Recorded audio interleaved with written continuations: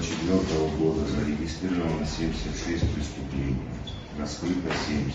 Если говорим процентно, это 92,1%. Тяжких 34, раскрыто 29, 85,2%.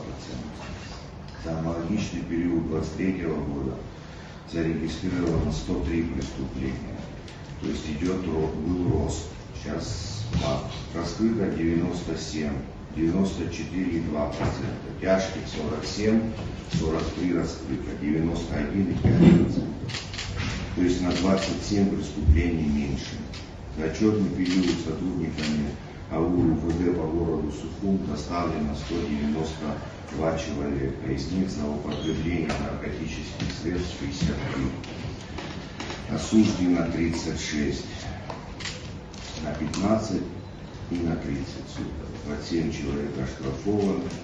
За 6 месяцев сотрудниками УВД по городу Сухум было выявлено 6566 нарушений правил дорожного движения.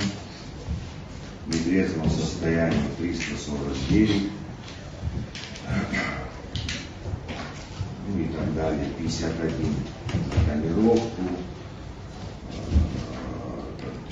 За управление в нетрезвом состоянии водительских прав лишено 270 человек, оштрафовано 96. Служб судебных исполнителей направлено 143 материала по внесению 143 постановлений.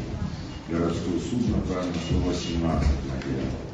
Сотрудниками УГИ доставлено и дактилоскопировано 118 человек.